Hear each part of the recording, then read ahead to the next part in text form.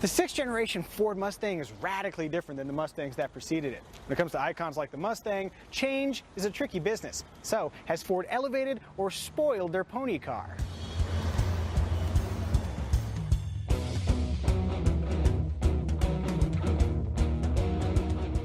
From a design perspective, we're in the elevated camp. Sporting a fastback profile, the latest Mustang looks modern while respecting its history. Cut the roof off and it still looks good. Clearly, style is important to Mustang buyers, but the improvements made to the latest car continue deep beneath its shiny surface. One noticeable area of improvement is in the interior. Yeah, there's still some plastic bits here, but look, there's nice soft bits. And actually on the upper level cars, this is soft too. The whole thing looks classic, yet also modern, and check it out, toggle switches. It's just like a big Mini Cooper. It's so totally gonna piss off Mustang fans. Ha!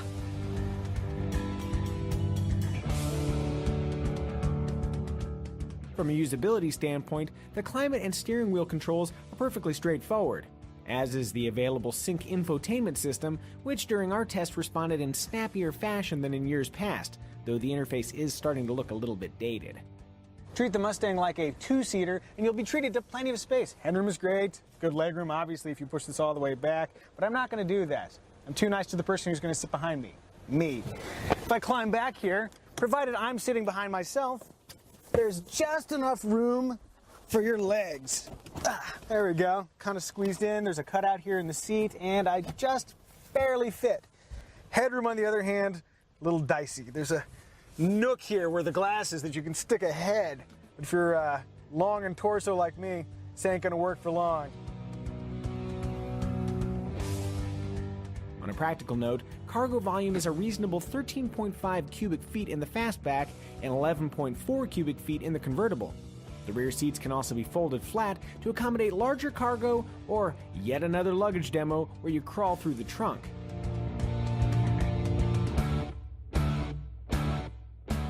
Amazingly, we've made it this far without mentioning what could be the most significant update in the Mustang's 50-year history. The brutish live rear axle that hobbled previous Mustangs has finally been banished in favor of an independent rear suspension. One of the first things you'll notice when you take to the open road is that this Mustang rides so much better than older Mustangs. There's just a smoothness to the way the suspension operates, and it lacks that bouncy truck-like feel that is oh so familiar with people who've driven Mustangs. If you like that rugged lack of sophistication of older Mustangs, then this might not be your cup of tea. But if you like a well-calibrated car that handles well and doesn't beat up its occupants, this might be your jam. One of the great things about new cars is that they're really easy to live with, even if you're driving around in a pony car like this. The throttle is easy to apply without spinning the tires. It's a lot easier when you're driving the V6 instead of the V8, but that's how that works. Look, visibility outside is great, and you can even adjust the steering efforts to be light and delicate for my dainty, dainty arms. One of these toggles down here adjusts between comfort, normal, and sport settings. That's heavy, but still manageable. I'm going to put it back to comfort now. Again, weak arms. When it comes to steering feel, Ford's done a nice job. There's just enough vibration through the wheel that, oh yes, I'm driving over a surface, and there was a pothole. That's good.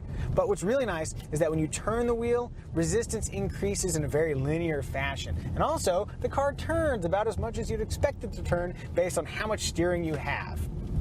It's nice. The Mustang's dynamic package has never been this well sorted, but that's only half the equation. Core to the Mustang experience is what resides in the engine compartment.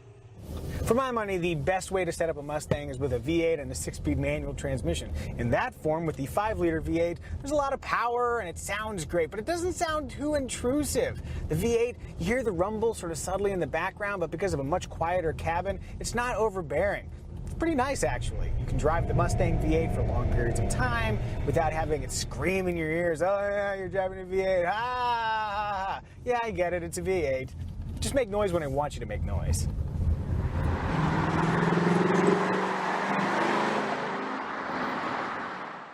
New in the 6th generation Mustang is a 2.3-liter 4-cylinder engine that's turbocharged and has direct injection, and it's adorable. Look, it sounds like I'm driving a lowered Honda Civic.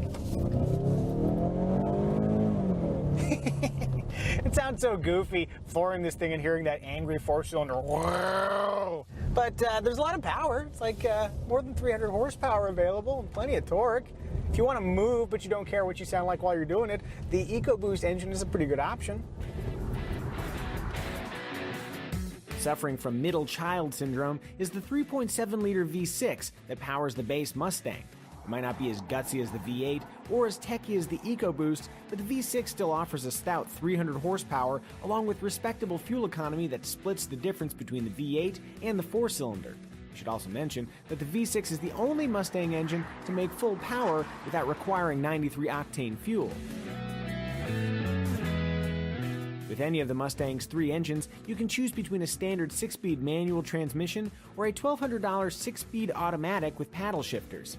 The automatic is a fine choice for those who prefer to hand off shifting duties, but go with the manual and you'll be treated to an absurdly tight shift pattern that doesn't leave much room for aftermarket improvement.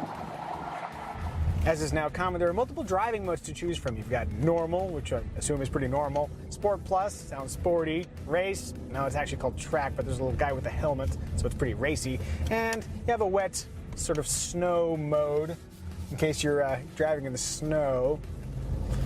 Yeah, so that's pretty intuitive. I don't know why I'm telling you about it. You can just look at the screen and it'll tell you. Adding slightly more detail, selecting each drive mode alters the throttle response, transmission behavior, and stability control settings. It's a quick, convenient way to customize your Mustang driving experience. Ford actually has a few other electronic tricks up the Mustang's sleeves. GT models, for example, equipped with the manual transmission, come with launch control to help maximize acceleration from a standstill, while all Mustang GTs feature electronic line lock, a system that locks the front brakes, enabling no-fuss standing burnouts. Track use only, of course. Wink, wink. Included on all Mustang trims is Track Apps, a handy performance suite that displays acceleration times, G-forces, and other fun stuff. Include destination charges, and a base Mustang V6 checks in at a little more than $24,000. For that price, you get a car with 17-inch aluminum wheels, cloth seats, automatic HID headlamps, keyless access with push-button start, a backup camera, a 6-speaker audio system with 2 USB ports and sync voice activation, and 7 airbags, including a driver's side knee airbag. Stepping up from the V6 to the EcoBoost model adds $1,600 to the tab, while the V8-powered GT has a starting price around $33,000. The EcoBoost and GT models can also be had in premium trims that include niceties like dual-zone climate control and leather-trimmed heated and cooled seats. One item worth noting, the seat coolers, while lovely to have, only work on the seat bottom, not on the seat back. I know swamp back isn't nearly as popular a syndrome, but a little cooling up here might not hurt. Among a vast array of features offered to enhance the basic Mustang, some standout items include blind spot warning with cross-traffic alert, adaptive cruise control, forward collision alert, and performance packages available for the GT and EcoBoost Mustang that include special 19-inch wheels, grippier summer tires, a retuned suspension, bigger brakes, a larger radiator, and a spoiler delete. Sportier Recaro front seats are also offered, but honestly, the standard seats are plenty supportive and don't impede arm movements like the Recaros do, all while saving you $1,600. Ignore that advice and load up a Mustang GT premium trim with all the available add-ons, and you can expect to spend upwards of $46,000.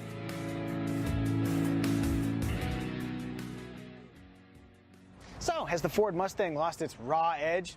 Actually, yeah, it has. After 50 years, that might be a tough pill to swallow for Mustang devotees, but if you want a Mustang with a marginal plasticky interior and a truck-based rear suspension, you can find them used, cheap. But if you want a really refined version of an American classic, you finally have a choice.